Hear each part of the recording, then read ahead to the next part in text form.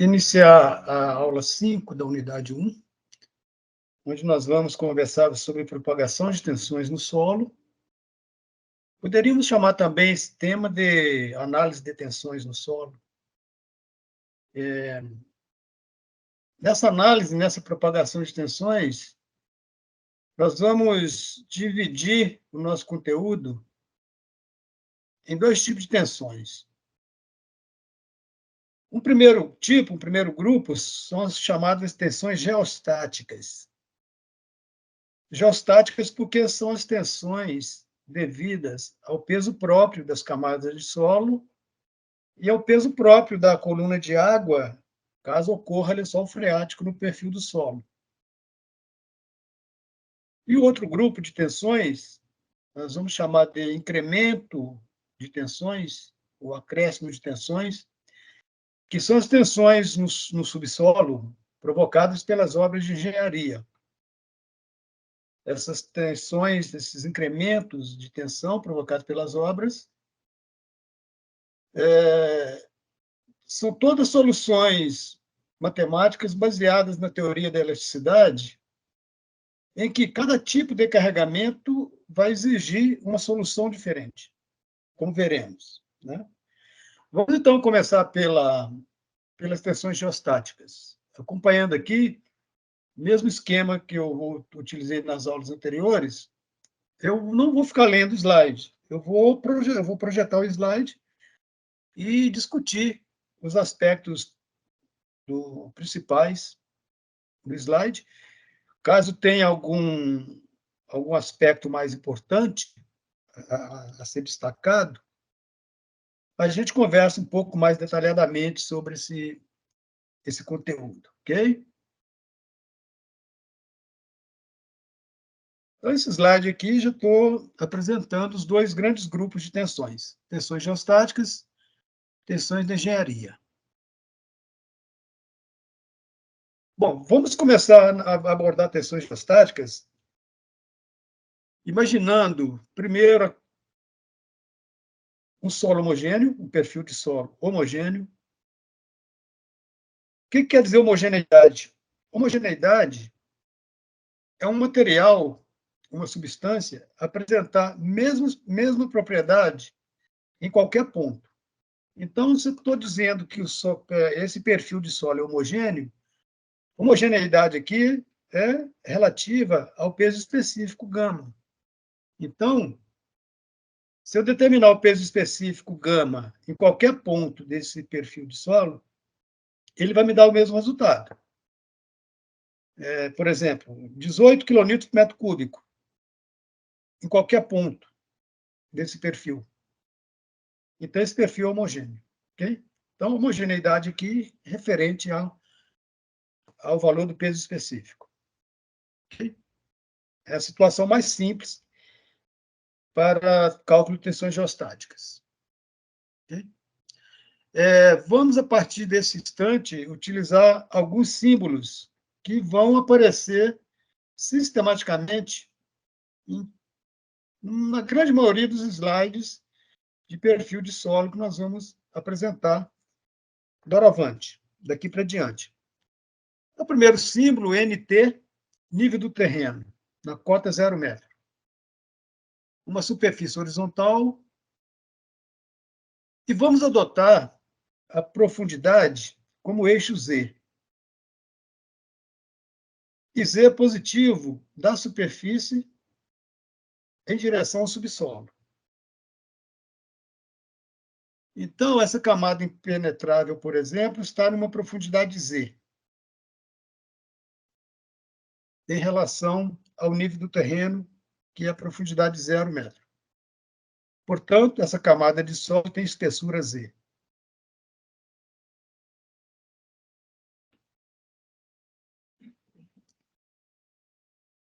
Suponhamos que queremos avaliar as tensões no topo da camada impenetrável. Então, nós vamos calcular a tensão vertical σV. Toda vez que a gente usar o símbolo sigma, é para tensão normal, tensão perpendicular a uma superfície. E V aqui está dizendo que ela é vertical. Okay? É uma tensão de compressão que atua verticalmente de cima para baixo. Calcular essa tensão σV, nessa profundidade Z, nós podemos imaginar um cilindro de solo, um prisma de solo, de área A e altura Z. Esse prisma está cheio de solo, que tem um peso específico γ. Okay? Utilizando a definição de tensão, que é força sobre área, a força que nós temos aqui é a força-peso. Ok? Estou chamando de W. Força-peso de weight, símbolo W. Então, vai ser a tensão, vai ser W sobre a área A.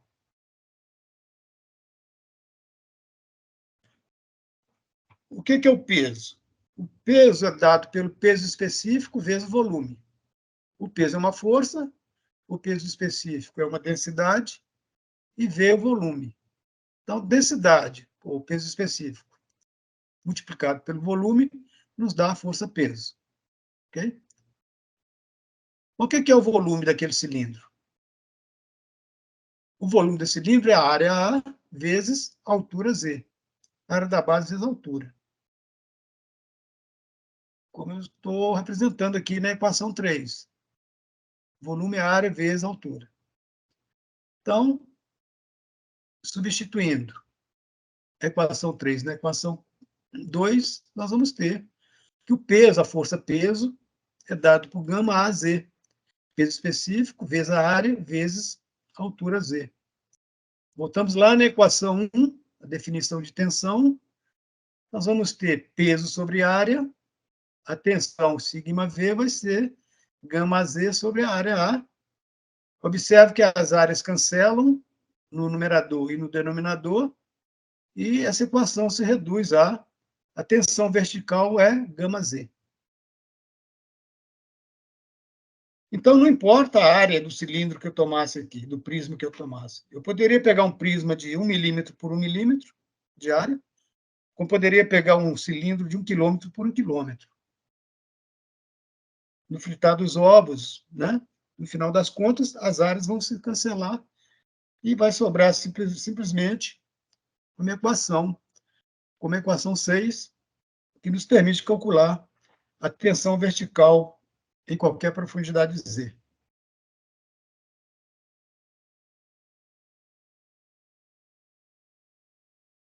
Nesse slide, estou comentando, né, o fato de que a área não importa. O tamanho da área tomada não importa para o nosso cálculo. Bom, segunda condição de campo, de obra, que pode aparecer, é um solo estratificado. O que nós chamamos de solo estratificado? Um perfil de solo formado por estratos. Estratos são camadas. Então, nesse perfil de solo, nós temos uma camada 1, uma camada 2, e assim por diante, até uma camada N. Cada camada tem uma espessura Z, camada I, espessura ZI. E cada camada tem um peso específico γI. Então, camada 1, peso específico γ1. Camada N, peso específico γN. Tá? Então, nesse perfil formado por camadas, por estratos de solo, vamos calcular também a tensão vertical no topo da camada impenetrável, onde nós colocamos esse vetor σV. Okay? A tensão σV é simplesmente dada pelo somatório das tensões provocadas por cada camada. Então, nós temos a tensão provocada pela camada 1, γ1Z1, mais a tensão provocada pela camada 2, γ2Z2, e assim por diante, até a tensão provocada pela camada N, que é dado por γNZN.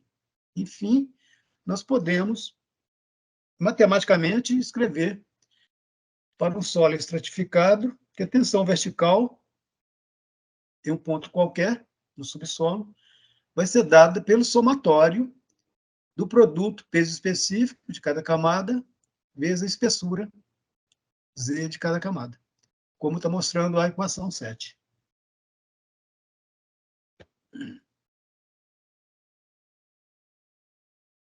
Uma situação generalizada de campo ou de obra seria solo estratificado e com presença do sol freático. Seja, por exemplo, esse perfil mostrado no slide, em que nós temos 3 camadas de solo e no seio, no interior da camada 3, a uma certa profundidade, nós temos o lençol freático, que é o símbolo que nós vamos utilizar doravante como NA, nível d'água. E vamos representar sempre com esses traços azuis, traços horizontais azuis, e esse triângulo que indica um nível. Então, esse NA é o nível d'água. Então, notem que a camada 3 tem uma parte acima do lençol freático, espessura Z3, e uma parte abaixo do lençol freático, com espessura Z3 SAT. Esse subscrito SAT é de quê? De saturado, como já discutimos na nossa primeira aula. Abaixo do lençol freático, o solo se encontra saturado. Todos os poros estão preenchidos com água. Dizemos que o solo está saturado. Então, essa espessura na camada 3, abaixo do nível d'água, é uma espessura de solo saturado, Z3 SAT. Ora, então agora nós vamos ter 3 tensões, 3 tipos de tensões. Nós temos uma tensão total, σV, que é devida às tensões provocadas pelos pesos das camadas, inclusive o peso da coluna de água. Abaixo do lençol freático, nós temos uma altura de lâmina d'água, eu chamo aqui no slide de HW, vamos ler isso como altura de coluna de água. Essa altura de coluna de água provoca uma tensão no topo da camada impenetrável. Essa tensão a gente chama de U, que é a poropressão. Já discutimos isso também na nossa primeira aula. Perdão, vamos começar a discutir a partir de agora. Isso que eu falei. Essa pressão U, ou tensão U, é provocada pela altura da coluna de água. Okay? Como que ela é calculada? É o produto do peso específico da água, γW, vezes a altura de lâmina d'água, HW. Essa pressão nós vamos chamar de poropressão. Essa tensão U será doravante conhecida como poropressão, ou pressão na água dos poros. Okay? A gente traduz do inglês pore pressure, que é poropressão. Okay? γW, o peso específico da água, nós vamos assumir como 10 kN por metro cúbico. Alguns autores gostam de utilizar 9,81, mas para o nosso nível de acurácia, de precisão, nós podemos adotar o peso específico da água como 10 kN por metro cúbico. Okay? E daí aparece uma terceira tensão, que é a diferença entre a tensão total e a poropressão. Nós chamamos de tensão efetiva. Para diferenciar a tensão efetiva da tensão total, nós vamos colocar um linha no símbolo da tensão vertical. Então, notem que nós temos, na equação 8, um sigma' V. Então, sempre que aparecer esse linha, nós queremos dizer que é uma tensão efetiva. Ela é dada pela diferença entre a tensão vertical total e a poropressão. Então, σV fica como σV menos U. Ok? Então, o que significa fisicamente essa tensão efetiva? Nós estamos descontando o efeito de buoyança de um corpo imerso em água. Ok? Lembra lá do empuxo do Arquimedes na banheira, que estão gritando eureka pelas ruas? Então, um corpo imerso em um fluido, no caso aqui a água, ele sofre um empuxo, ele sofre um efeito de buoyança, de boiar. Então, a tensão efetiva seria uma maneira de levar em conta esse efeito de buoyança, de um ponto do solo abaixo do lençol freático. Por isso, nós calculamos a tensão efetiva, uma diferença, descontando a poropressão, a pressão devido à água, do peso das camadas de solo. Enfim, sempre que nós tivermos lençol freático no perfil, nós vamos levar em conta a poropressão para calcularmos a tensão efetiva.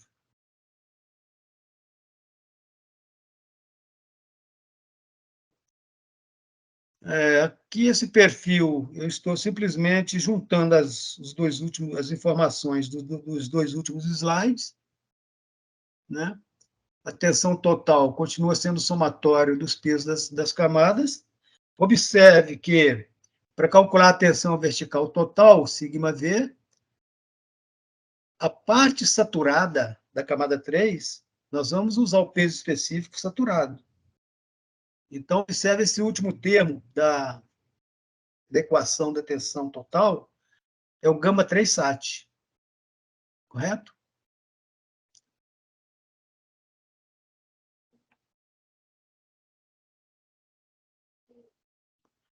E vamos chegar à conclusão que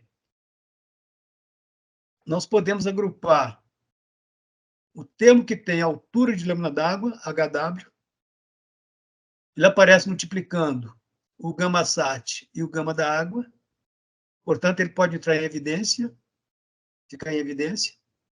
Então, fica a altura da lâmina d'água, multiplica a diferença gama sat menos gama da água, e esse gama sat menos gama da água nós chamamos de gama linha, que é um peso específico submerso do solo. Então, novamente, esse gama linha é como se fosse um peso específico boiando. Peso específico submerso gama linha, ok?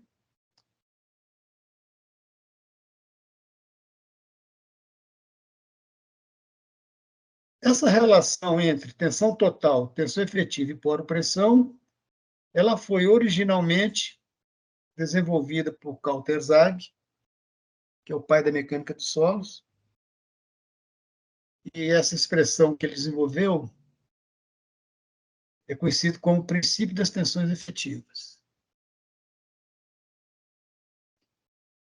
Então, nós podemos enunciar esse princípio das tensões efetivas com a equação 9, dizendo que a tensão total, sigma, é composta pela poropressão, U, mais uma tensão efetiva. Essa tensão efetiva, ela ocorre nos contatos entre os grãos. Então, por que ela é chamada efetiva? Porque ela é efetivamente que transfere tensões nos grãos do solo de um grão para outro. Ok?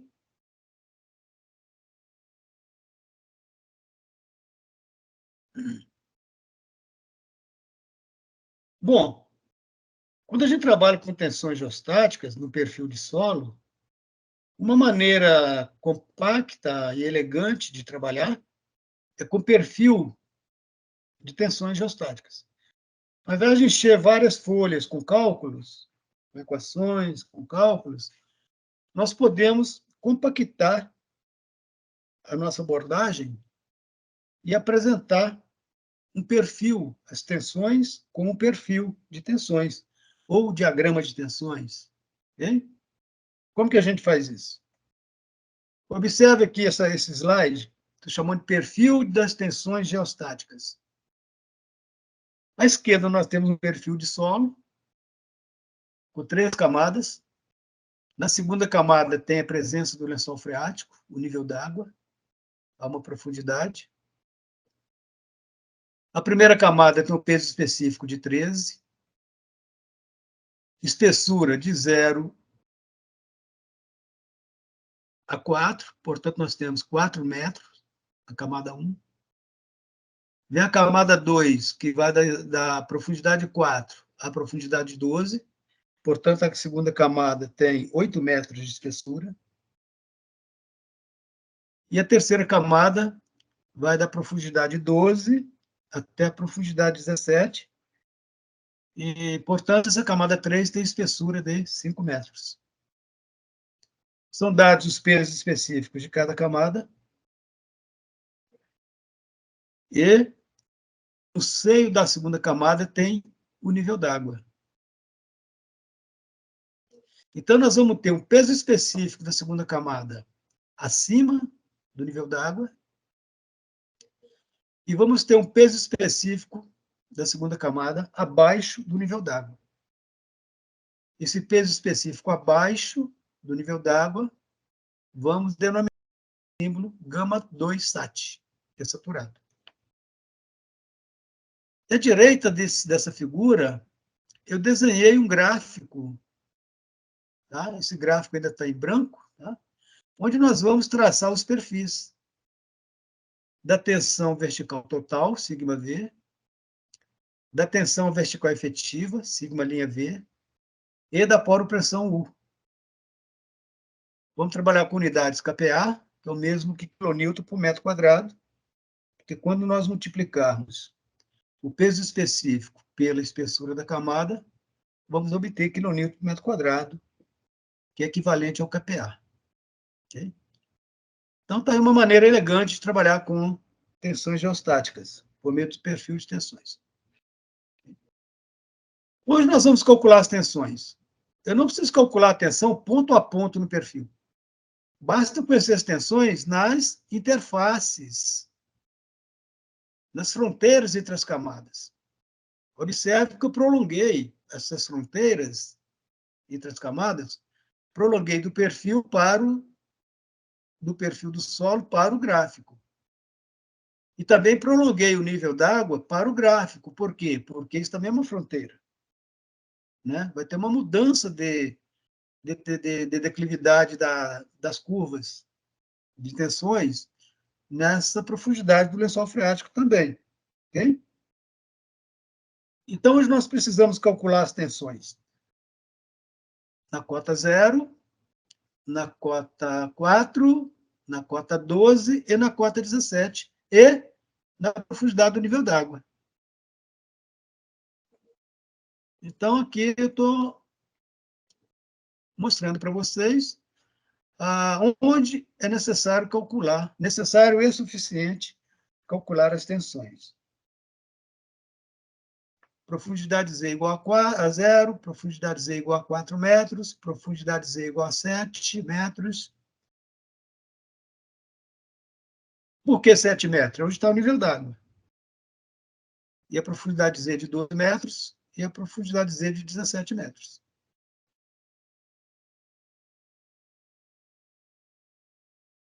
Na cota 0, não temos nem água acima do ponto, nem solo acima do ponto. Todas as tensões são nulas. A tensão vertical total é 0, a poropressão é 0. E aplicando o princípio das tensões efetivas, a total menos a poropressão da tensão efetiva vai ser 0 menos 0, vai ser 0. A 4 metros. Vamos calcular a tensão vertical total. É o produto peso específico, espessura. Então, estou chamando aqui de gama V4, ou sigma V4. Tensão vertical a 4 metros. Esse é o peso específico da camada 1 vezes a espessura da camada 1. 13 vezes 4 vai dar 52 kPa. Poropressão a 4 metros. A 4 metros não tem lençol freático. O solo está na umidade natural. Não está saturado. Então, a poropressão é 0. Não tem lâmina d'água acima da cota 4 metros. Ela só começa aqui a 7 metros de profundidade. Ok? Então, até o nível d'água, a poro-pressão é zero. Fazendo a diferença da tensão total e da poro-pressão, vamos ter que a tensão efetiva na cota 4 metros vai ser 52 menos zero, que vai dar 52.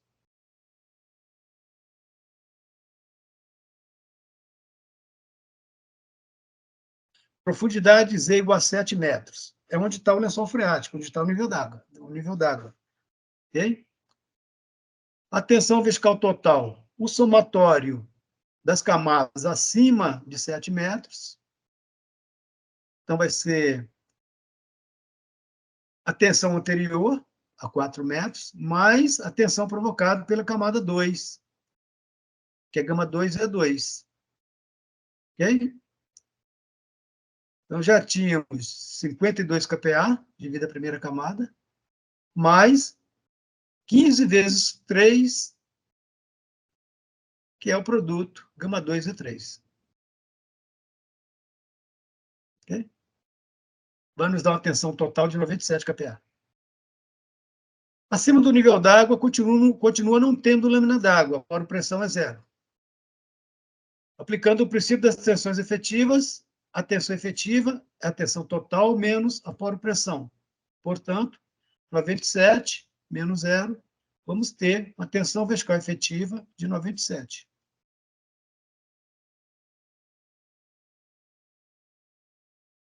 Na cota 12, a cota 12 já está abaixo do lençol freático. Então, já sabemos que vai ter uma poro-pressão, uma pressão devido ao peso da coluna d'água. Okay? A tensão total tem que levar em conta o gama-sat, a parte saturada da camada 2, usando o peso específico saturado. Calculamos a tensão total, a 12 metros. A poro-pressão, a 12 metros, vai ser o peso específico da água, gama W, vezes a altura de lâmina d'água. Ora, o peso específico da água assumimos como 10 kN por metro cúbico. E qual é a altura da lâmina d'água? Da cota 7 metros, onde está o lençol freático, até a cota 12, onde estamos calculando as tensões. Portanto, nós temos 5 metros de coluna d'água. Então, 10 vezes 5, vamos ter uma poro-pressão de 50 kPa na profundidade de 12 metros. A tensão efetiva é sempre obtida pela diferença entre a total e a poro-pressão. Ok? Então, nós teremos na cota 12 metros uma tensão efetiva de 187 menos 50, vai nos fornecer 137 kPa para a tensão efetiva. E, por fim, na cota 17 metros, no fundo do nosso perfil de solo, nós vamos usar para a tensão total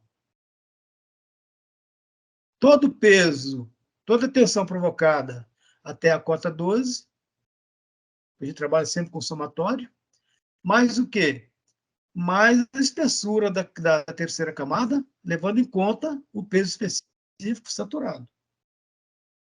Se a camada está abaixo do lençol, a camada 3 está abaixo do lençol freático, ela também está saturada. Então, vamos usar o gama 3 SAT. Ok? E qual vai ser a espessura saturada da camada 3? Toda ela está abaixo do lençol freático. Então, toda a espessura da camada vai constituir a lâmina d'água acima do ponto a 17 metros. Então, teremos, de 17 até 12 metros, teremos 5 metros. Okay? Então, nós vamos ter uma poro-pressão a 17 metros, dado por 10 kN metro cúbico, densidade da água, vezes a altura da lâmina d'água, 17 menos 7, que vai dar 10 vezes 10, 100 kPa. A tensão efetiva é sempre dada pela diferença entre a total e a poro-pressão, teremos 187 menos 100, uma tensão efetiva de 187. Nesse ponto, já temos todas as tensões para traçar o perfil ou o diagrama de tensões. Ok? Aqui eu fiz o resumo dos valores que nós temos que plotar no diagrama de tensões. E aqui eu estou usando uma legenda. Eu estou usando o traço preto, linha preta, para tensões totais. Estou usando linha azul para poro-pressão e estou usando o traço vermelho para tensões efetivas. Ok? E na caixa da esquerda está o resumo das tensões que já calculamos anteriormente. E está aí o perfil, o diagrama de tensões. A linha preta nos dá a propagação das tensões totais no perfil do solo. A linha azul, o diagrama azul, nos dá a propagação das poropressões com a profundidade no perfil do solo. E a linha vermelha nos dá a propagação das tensões efetivas no perfil do solo. Uma maneira compacta e elegante de trabalhar com tensões geostáticas. Eu gosto de colocar as setas, os vetores, no diagrama de poropressão para destacar, né? Como está o nosso diagrama em azul aqui, com esses vetores em setas azuis, destacar que esse é o diagrama das poropressões. Okay?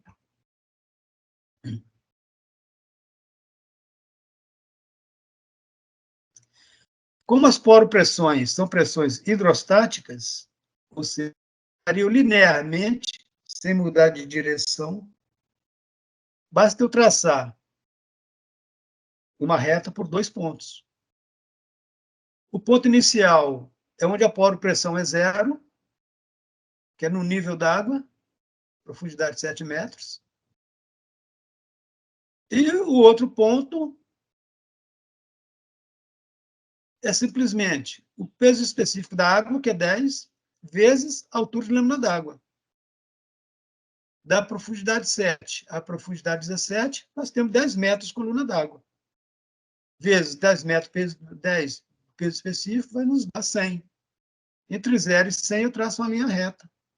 E tenho o diagrama de poropressão, que eu gosto de destacar com esses vetores em azul com seta. Beleza?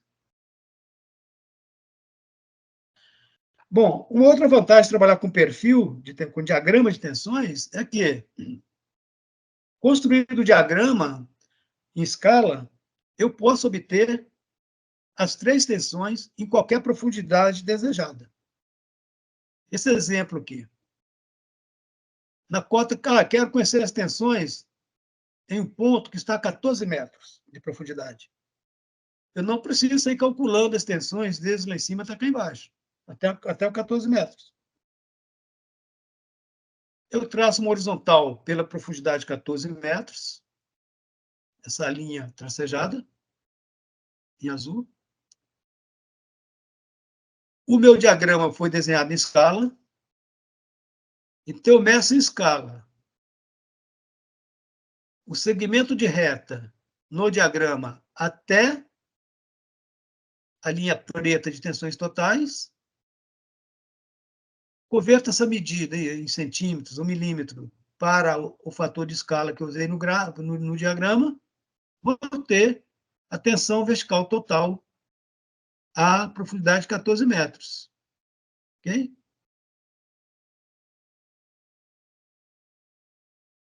A tensão efetiva a 14 metros de profundidade. Eu meço esse segmento de reta no diagrama até a linha vermelha. Eu tenho essa distância em milímetros, né, na minha escala, multiplico pelo fator da escala que eu usei, vou ter a tensão efetiva a 14 metros. A poropressão a 14 metros, mesma coisa. Eu meço o tamanho desse vetor aqui no diagrama de poropressão, no diagrama azul, converto esse tamanho do vetor para a escala do diagrama, vou ter a poropressão a 14 metros, que no meu caso aqui deu 70 kPa. Então, uma forma rápida e elegante de obter as tensões em qualquer profundidade desejada, sem fazer cálculo, apenas trabalhando com a escala do diagrama. Ok. Esse é o primeiro grupo de tensões geostáticas, devido ao peso próprio das camadas de solo e ao peso próprio da coluna de água. O outro grupo são as tensões de engenharia, são os acréscimos de tensões que as obras de engenharia vão provocar no solo. Ok? Então, aqui nós vamos partir da teoria da elasticidade e pegar as soluções dadas na teoria da elasticidade e aplicar para cada tipo de obra, cada tipo de carregamento. Começamos com o carregamento mais simples, que é uma carga concentrada. Então, seja essa figura mostrada no slide, nós temos uma carga concentrada Q. Pela carga concentrada, eu coloco um prisma de solo para mim localizar o ponto onde eu quero calcular o acréscimo de tensão, delta sigma, no subsolo. Esse ponto está a uma profundidade Z em relação ao nível do terreno. Esse ponto dista X e Y da vertical que passa pela carga. Ok? Exemplo de estruturas desse tipo, que a gente pode encontrar em obra, em campo. Né? Imagina uma torre, por exemplo. Uma torre de transmissão de energia, uma torre de telefonia. Né? É um carregamento, uma estrutura esbelta, né, que podemos reduzir o seu peso a um ponto. Seria uma carga concentrada. Ok? Solução para esse problema. Observe o seguinte, temos que definir uma coisa bem importante aqui. Do ponto de aplicação da carga, que até o ponto no subsolo, onde queremos calcular o acréscimo de tensão, ponto P no subsolo, nós temos um vetor posição, que eu estou chamando de vetor R maiúsculo, Rzão. Rzão, esse vetor vermelho, vamos chamar de vetor posição do ponto, no subsolo. O ângulo formado entre esse vetor posição, R, e a vertical que passa pela carga, é o ângulo θ. Ok? Essa definição é importante. Vamos ver daqui a pouco por que ela é importante. Ok? A solução para essa geometria de carregamento, para esse tipo de obra, foi dada por Boussinesq. Lê-se Boussinesq, o autor dessa equação.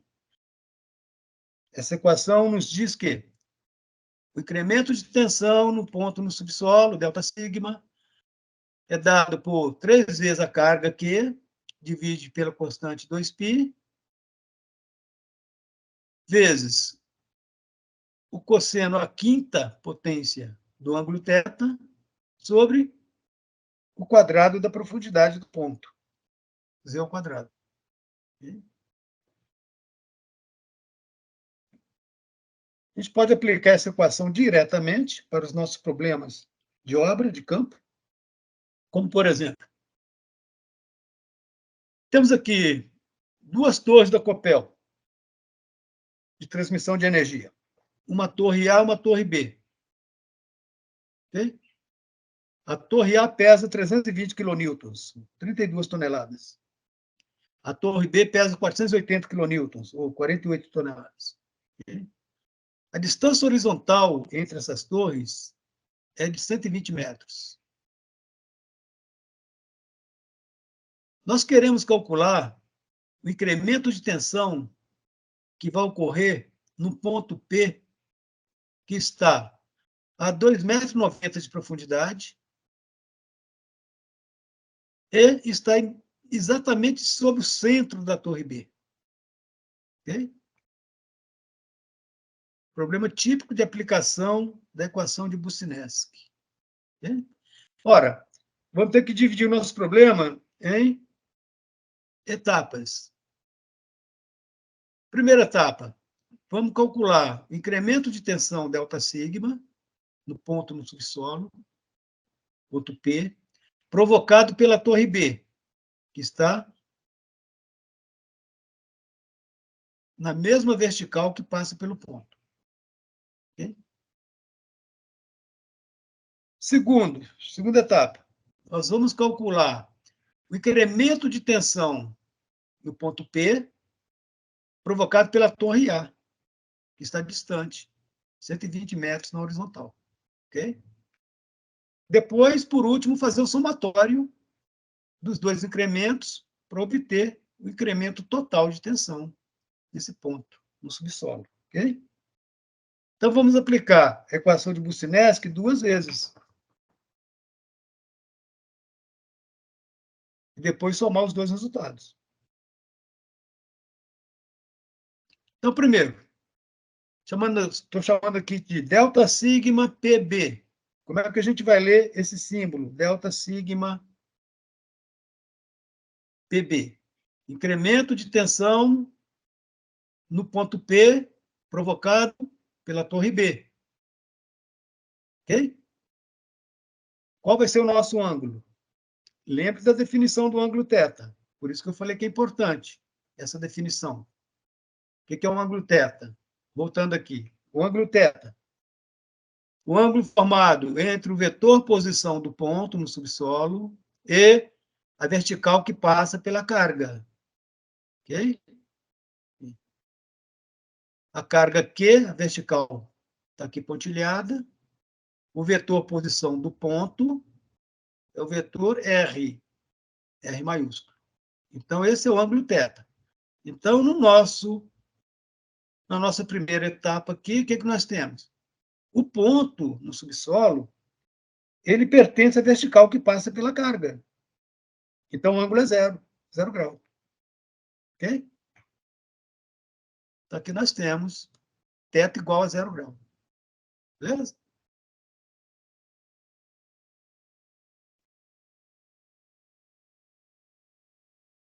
Copiamos a equação de Boussinesq, colamos aqui.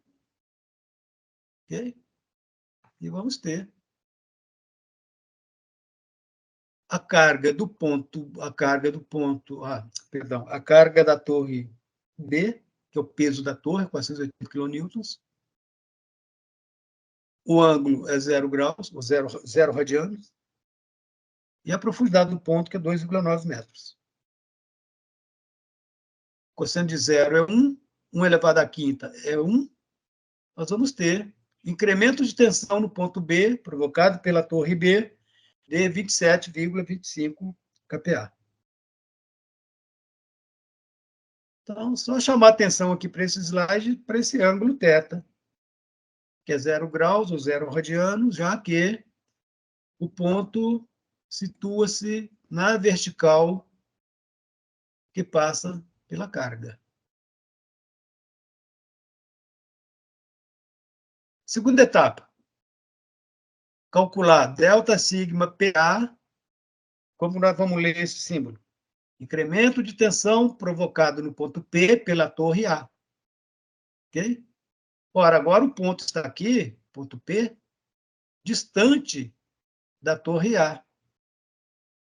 Então, qual que é o ângulo θ agora? Levando sempre em conta a definição do ângulo θ, isso é importante. O vetor posição, essa reta azul, vetor posição do ponto P.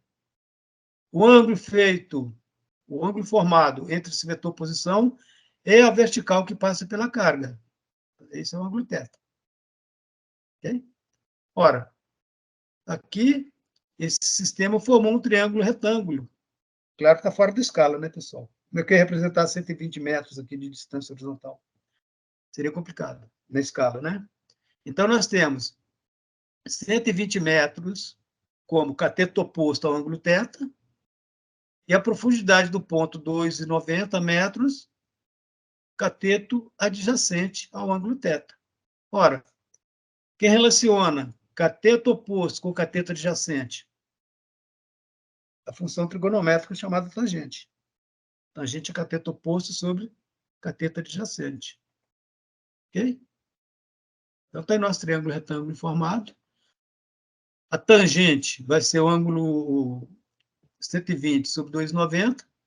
Então, quem que é θ? O arco tangente. Correto? O arco cuja tangente é 120 sobre 2,90. Ok? vamos encontrar um θ de 1,55 radiano. Um θ bem pequeno.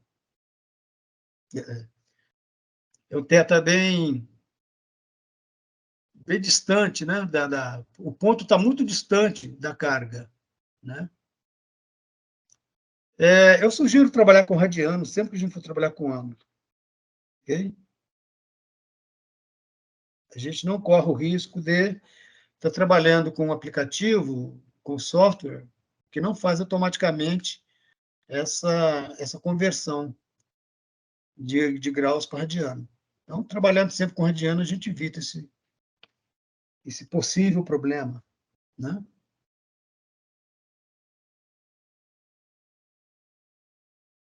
Então, aqui agora nós vamos levar na equação de Boussinesq o peso da torre A, 320 kN, e o ângulo, 1,55 radiano. O cosseno desse valor é muito pequeno. O cosseno desse ângulo é muito pequeno. Imagina o cosseno de 90 graus. É zero. Esse ângulo é muito próximo de 90 graus. Por que esse ângulo é próximo de 90 graus? Porque aqui, o ponto está muito distante da carga, muito distante da torre. Então, se eu pegar esse ponto e ir caminhando para a direita, para a direita, para a direita, para a direita, essa reta vai subindo, subindo, subindo, até ficar quase horizontal. Correto? O que seria um ângulo θ de 90 graus. Cosseno de 90 é zero. Então, vai dar um valor muito próximo de zero, né? 0,0000 alguma coisa. Esse valor elevado à quinta fica menor ainda, né? Então, aqui a nossa expressão resultou 1,5 vezes 10 a menos 7. Ok? O que significa esse valor tão baixo? 1,5 vezes 10 a menos 7 kPa.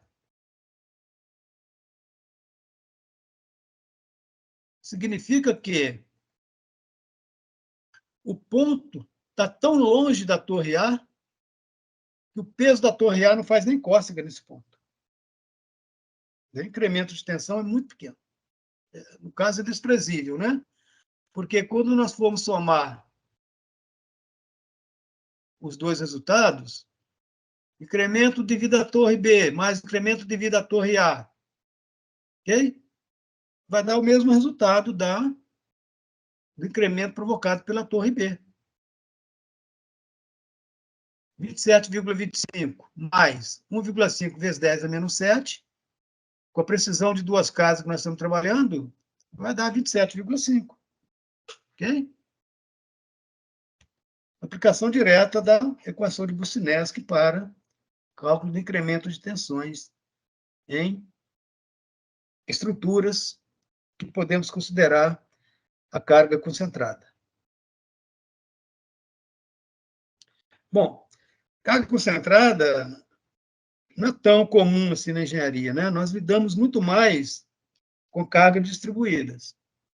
Um exemplo de carga distribuída mais simples, mais comum, né, que a gente vê mais na prática, é uma placa retangular. Imagine, por exemplo, uma fundação em sapata, né? A sapata recebe um pilar, a área da sapata distribui essa carga, transforma ela em tensão e distribui numa área retangular, numa placa retangular. Okay? Então, por exemplo, nós temos uma sapata de dimensões A por B, dimensões da base da sapata, A por B. Okay?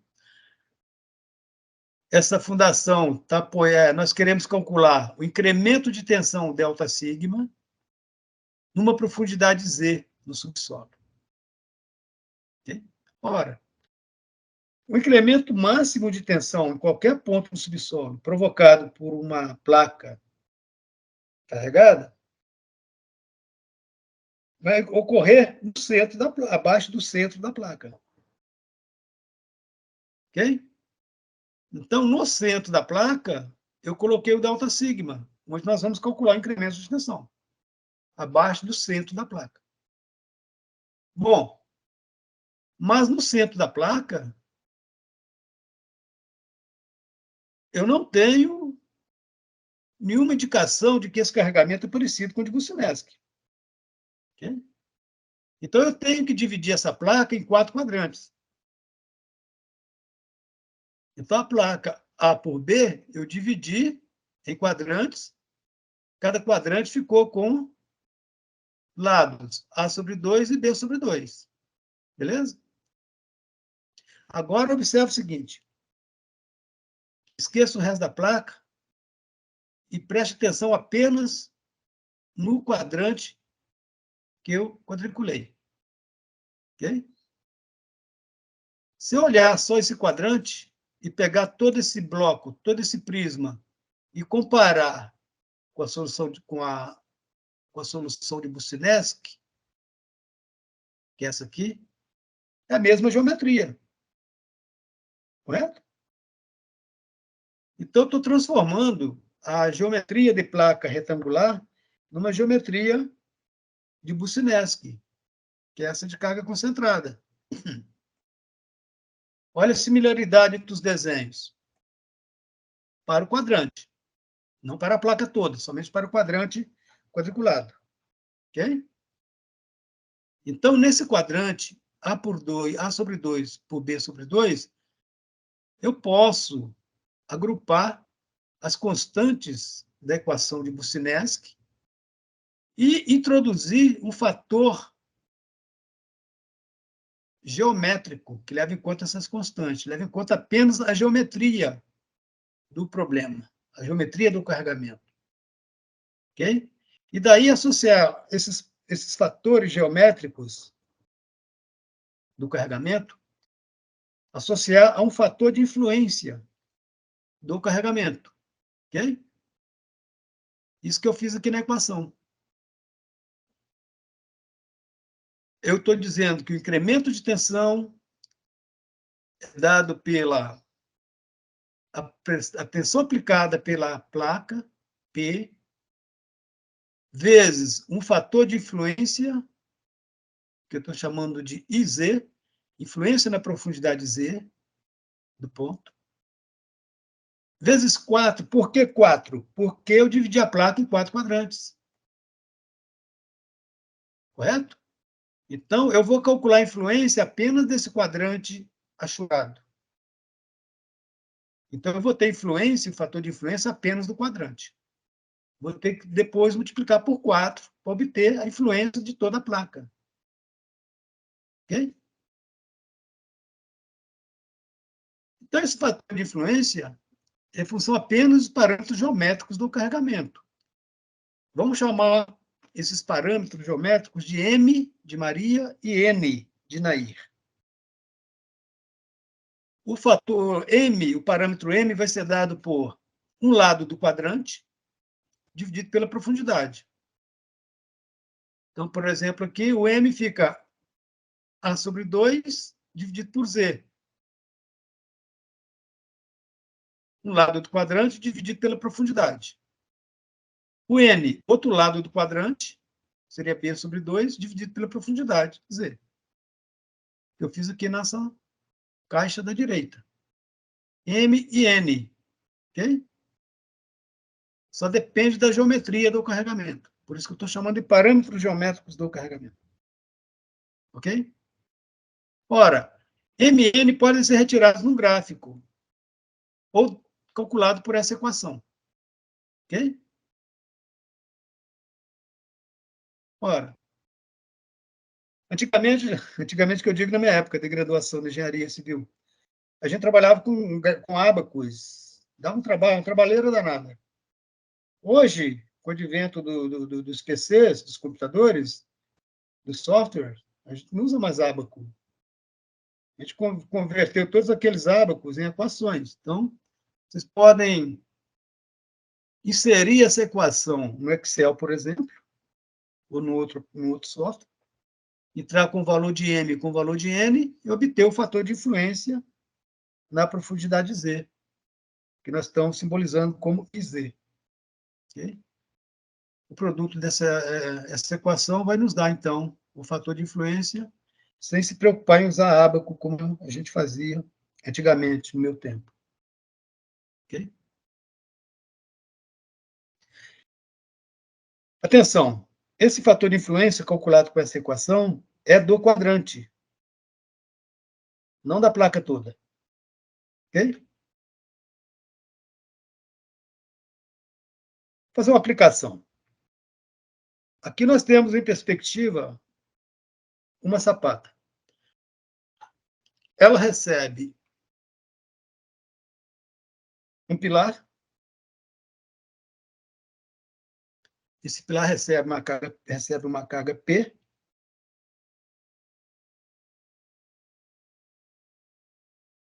Essa sapata vai transformar essa carga P concentrada numa tensão distribuída Pzinho, toda a sua base, em todo o seu retângulo. Ok? Nós vamos calcular o incremento de tensão no ponto no subsolo provocado por esse tipo de carregamento. Okay? Então, primeiro, nós temos que dividir a placa em 4 quadrantes. Está feito aqui. Você dividir a placa em 4 quadrantes, achurei um dos quadrantes. Então, quais serão as dimensões desse quadrante? Metade de cada lado da placa. Okay?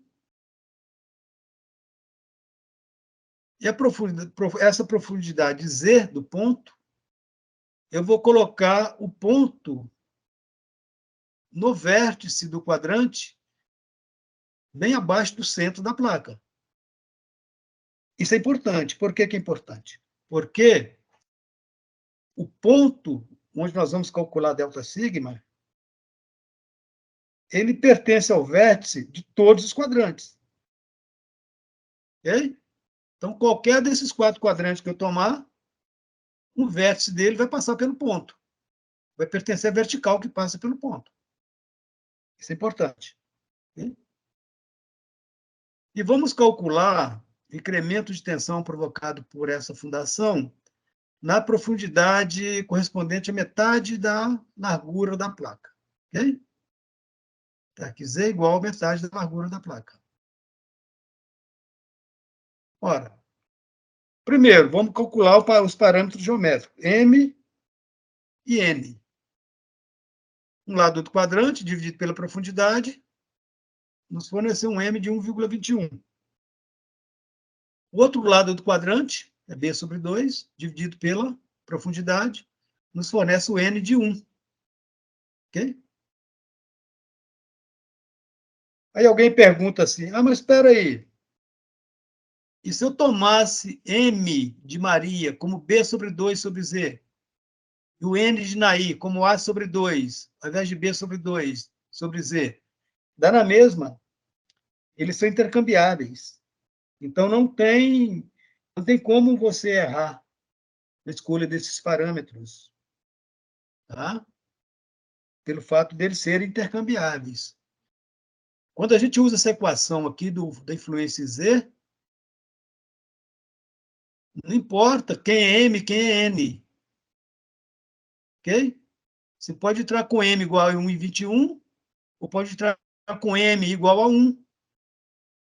Pode entrar com N igual a 1 ou N igual a 1,21. Tá? Isso vai nos conduzir a um fator de influência Z de 0,185 para esses parâmetros geométricos M e N da nossa placa. Lembrando, esse fator de influência, 0,185, é do quadrante, não é da placa toda. Okay? Bom, a placa não recebe a carga P do pilar, a carga Pzão, de 600 kN. A placa transforma a carga P concentrada em uma tensão P, Pzinho. Então, essa tensão Pzinho é força sobre área. O que é a força? A carga do pilar.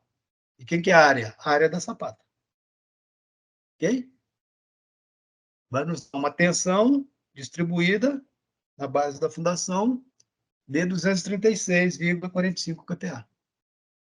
Aplicando aquela expressão que nós mostramos ali atrás, a tensão Pzinho, a influência, IZ, vezes 4, para levar em conta os 4 quadrantes. Vamos obter o incremento de tensão naquela profundidade, sob o centro da placa, sob o centro da sapata de fundação, de 184,97 kPa. Olha aí. Ok?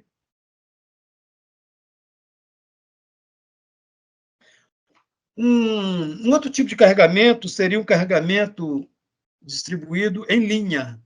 Aqui nós não temos uma placa, nós temos uma linha carregada. Ok? Esse é um carregamento comum em muros de arrimo e cortinas de contenção. Okay? A solução para esse problema foi dada por Mellon. Ela é dada aqui, a equação do incremento de tensão delta sigma.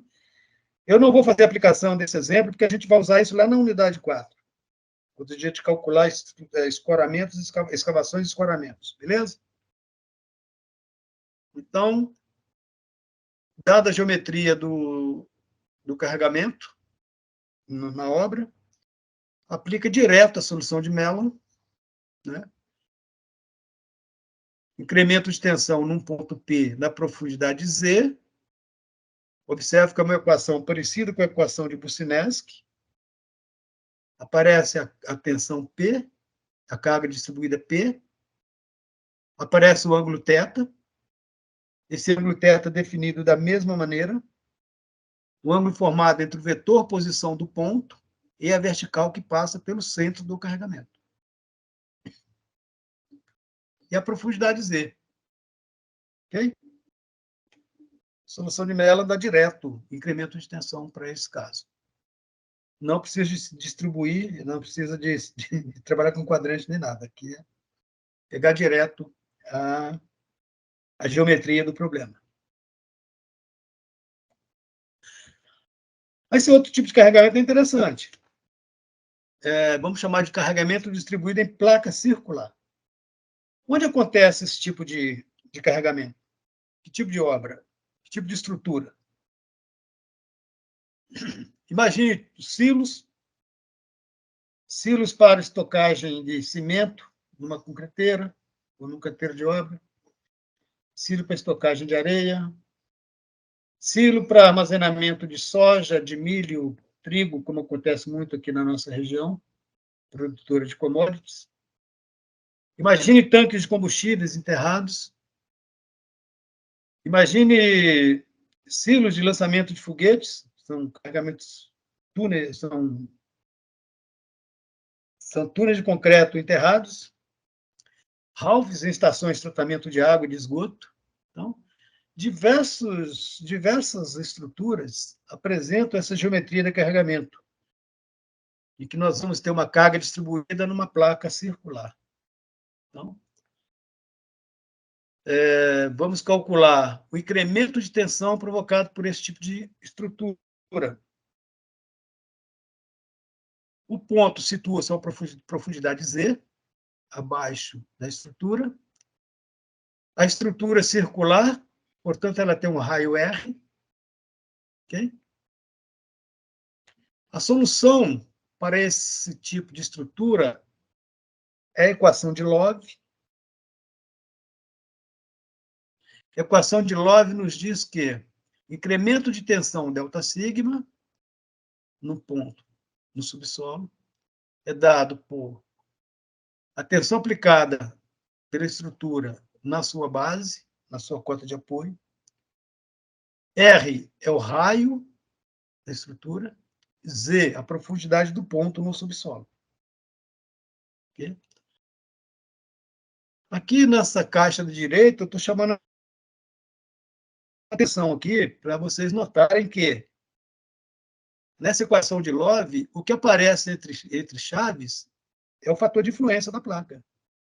Okay? Multiplicando essa influência pela pressão Pzinho que a placa aplica na base, nós temos incremento de tensão. Okay?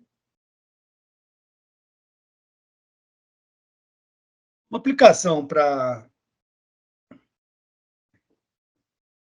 a gente consolidar o que a gente acabou de ver aqui, para esse tipo de carregamento, seria considerar um pátio de uma grande concreteira, onde será construído um silo para estocagem de cimento.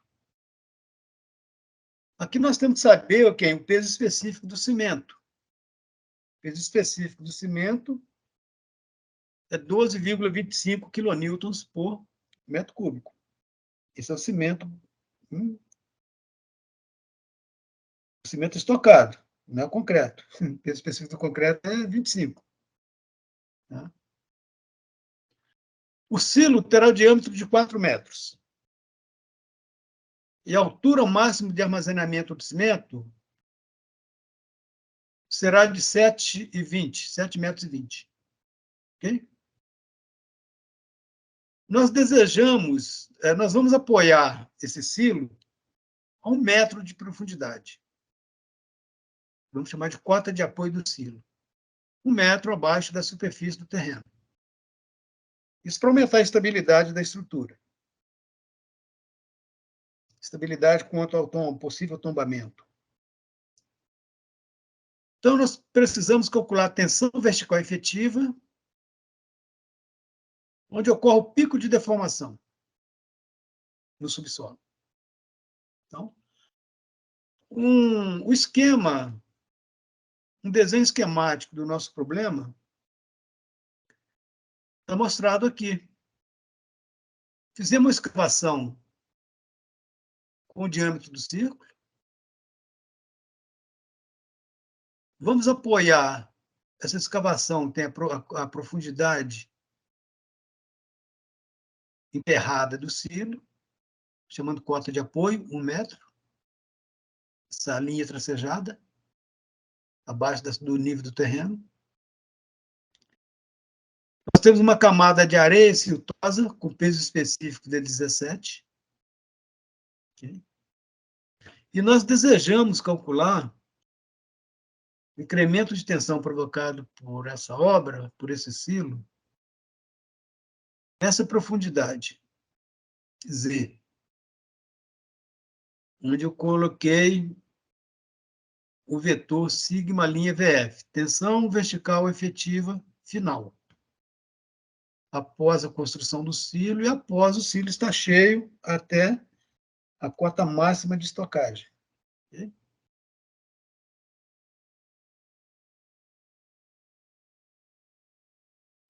Bom, primeiro nós temos que calcular a tensão provocada pela coluna de cimento. O cimento vai ter... Primeiro nós vamos calcular a tensão geostática, a tensão devido ao peso próprio de solo. Ok? Então, o que nós temos de solo, de camada de solo, abaixo da estrutura? A estrutura está aqui, ó, colocada na escavação, apoiada a 1 metro. Então, nós temos uma espessura de solo da profundidade de 1 metro até a profundidade de 2 metros. Correto? Então, essa é a espessura da camada. A camada tem o peso, a camada de solo tem um peso específico de 17. Então, 17 vezes a espessura da camada nos dá a tensão geostática efetiva, que eu estou indicando aí com o símbolo sigma linha V0. Quanto ela vale? Ora, 17, que é o peso específico, a profundidade é metade do diâmetro, 2 metros. Ok? O diâmetro tem 4, portanto, metade do diâmetro, 2 metros, onde vai ocorrer o pico de deformação. Portanto, onde ocorrerá o máximo incremento de tensão. Ok?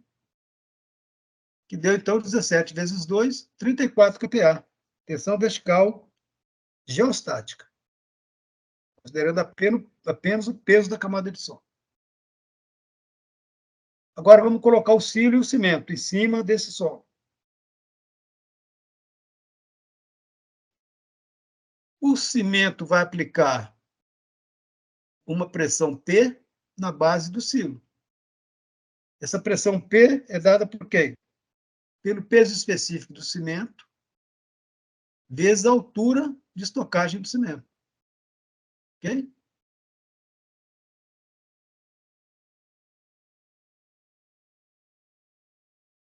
Então, essa pressão provocada pela coluna de cimento, gama de cimento vezes H máximo, vai nos dar uma pressão de 88,20 kPa.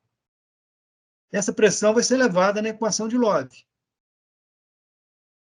onde ainda vai aparecer o raio da placa, o raio do silo e a profundidade do ponto, desde a base do silo até onde estamos calculando o incremento delta sigma do silo. Correto? Essa profundidade de 2 metros. Esse é o nosso Z. E o nosso R é 2 metros, que é o raio da placa. Ok? Isso vai nos conduzir ao incremento de tensão no silo, provocado pelo silo, de 57,02 kPa. Ora, qual vai ser a tensão final naquele ponto no subsolo? A geostática, que existia antes da construção do silo, mais o incremento de tensão provocado pela estocagem do cimento. Correto? Então, vai ser 34 mais 57,02. Vamos chegar na tensão final de 91,02 kPa. A aplicação direta da equação de Love não tem mistério também. Tá?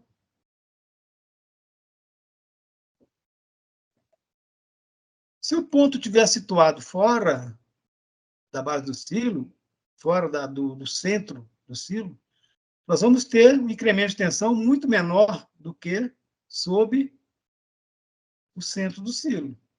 Mas caso queiram calcular esse incremento de tensão a qualquer ponto afastado X do centro do silo, isso também é possível. Nós usamos a equação de Love para construir o bulbo de tensões e daí calculamos o incremento de tensão para aquela distância X. Eu deixei um exemplo aqui para vocês. Vocês vão estudar esse exemplo e tirar dúvidas quando a gente fizer aula síncrona. Só para mostrar para vocês aqui que aquele incremento é bem menor do que aquele que a gente tinha calculado abaixo do centro da placa. Olha só, nós chegamos no incremento de 16,79. Naquele ponto afastado, 2 metros do centro do silo. E tínhamos chegado a 57 abaixo do centro do silo. Então, portanto, a diferença bastante, mais de 3 vezes, né? Essa diferença de incremento de tensão. Mas eu estou mostrando aqui porque pode ser que na prática ocorra um caso desse, vocês queiram saber calcular. Eu vou deixar para vocês estudarem esse problema e na aula síncrona a gente pode retorná-lo e resolvê-lo para e passo. Aqui ele está resolvido para e passo, só vocês acompanharem também. Ok? Aqui o para e passo da solução dele. Tranquilo?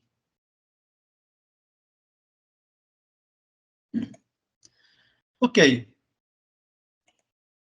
Um outro tipo de carregamento seria um aterro infinito. Nós chamamos de carregamento infinito. Infinito quer dizer que o comprimento, a extensão, é muito maior do que a largura. É bem típico de aterro. Imagina um aterro de uma rodovia, a BR-277, Cascavel-Curitiba, né? Ponta Grossa-Curitiba, Ponta Grossa-Cascavel, né? O que é esse aterro? É um carregamento infinito, né? A crista de uma barragem é um carregamento infinito. A gente trabalha somente com a seção transversal, o comprimento não nos interessa, correto? Então, o esquema é parecido com esse que eu desenhei aqui. Eu quero calcular a tensão num ponto, na profundidade Z, está afastado uma distância horizontal do carregamento, da estrutura, ok? Nós vamos precisar de conhecer os ângulos beta e alfa, Okay?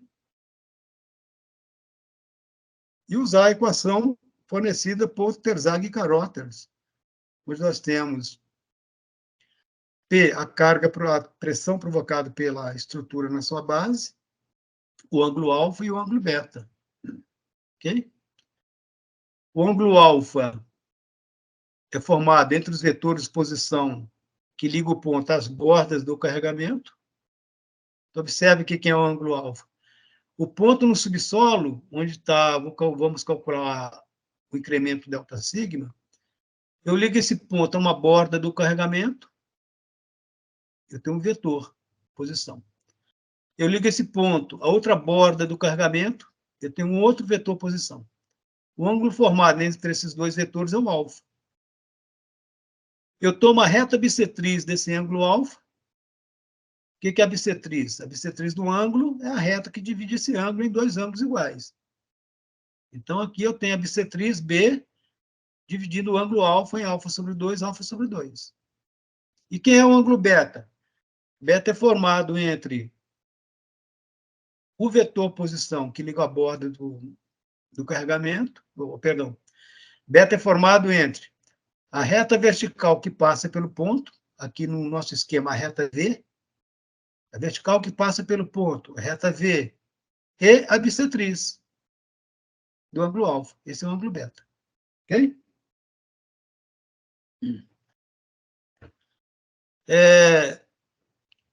Observe nessa equação que nós somamos um ângulo alfa com seno de ângulo alfa. Como é que a gente pode somar um ângulo com o seno dele? Só se a gente trabalhar com ângulo em radiano. Se for em graus, não dá. Ok? É por isso que a gente trabalha com radiano. Então, os ângulos alfa e beta serão dados em radiano. Eu posso somar o ângulo com qualquer função trigonométrica dele. Ele tem que estar em radiano. Uma aplicação é um aterro com 12 metros de largura, 3 metros de altura.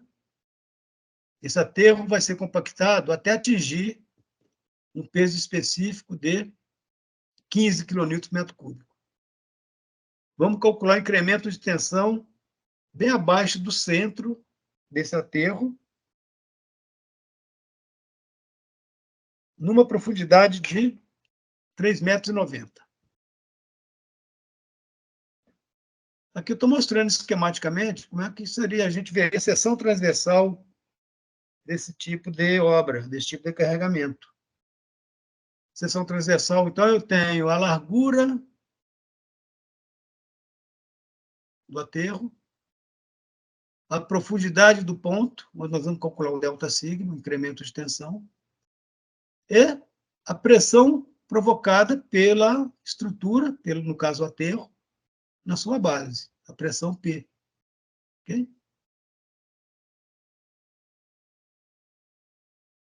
Eu vou colocar o ponto bem abaixo do centro da placa, bem abaixo do centro do aterro. Okay? Vou calcular os ângulos alfa e beta. O que é beta aqui? Beta aqui vai ser zero. Ok? Lembre, eu ligo o ponto a uma borda do carregamento. Eu tenho um vetor posição. Eu ligo o ponto a outra borda do carregamento. Tem o segundo vetor posição. O ângulo alfa é formado entre esses dois vetores posição. Eu traço a bissetriz do ângulo alfa. Bissetriz é a reta que divide o ângulo em dois. Então, a bissetriz aqui vai passar por onde? Pelo centro do aterro. Então, o beta é quanto? O beta é zero. A bissetriz coincide com a vertical que passa pelo ponto. Ângulo beta igual a zero. Ok? Eu tenho que calcular a pressão P que o aterro aplica na base. O que é essa pressão P? O peso específico do aterro vezes a altura do aterro. Certo? Levando esses parâmetros conhecidos na equação, nós vamos ter incremento de tensão delta sigma de 37,24 kPa.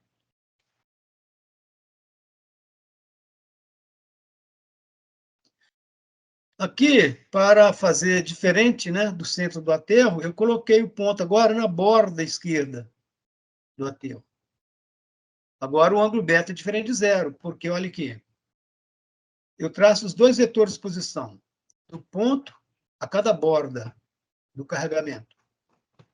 Eu traço a bissetriz desse ângulo, formado entre os vetores de posição. O ângulo beta, formado entre a vertical, que passa pelo ponto, e a bissetriz do ângulo alfa. Correto? Por relação de tangente, cateto oposto sobre cateto adjacente, eu vou ter os ângulos alfa e beta. Ok? Observe que, nesse caso, nós vamos ter um incremento de tensão de 20,60 kPa. Bem menor do que o que tinha ocorrido no centro da placa, que foi de 37,24 kPa. Okay? À medida que o ponto se afasta do centro do aterro, as tensões vão sendo dissipadas, vão reduzindo. Ok? Solução gráfica de Newmark, que também eu vou deixar para a gente ver numa aula síncrona, né?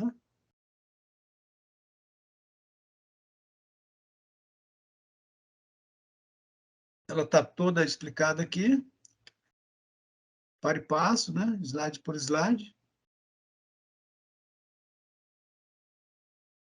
Vou deixar. Aqui tem uma aplicação. Aqui eu estou construindo o gráfico de Newmark, para e passo. Tá? Tá aí o gráfico prontinho. Isso é uma solução gráfica de Newmark. O primeiro passo é a obtenção desse gráfico. Agora eu vou desenhar, vou estabelecer aqui os fatores de influência de cada fatia desse gráfico, como se fosse uma pizza dividida em N pedaços, né? Vamos dividir essa pizza em N pedaços. Vamos ter influência de cada pedacinho dessa pizza, achurado aqui. Okay? Vamos desenhar a nossa estrutura na escala que eu usei para confeccionar o gráfico, para desenhar a pizza, que eu fiz aqui nesse slide.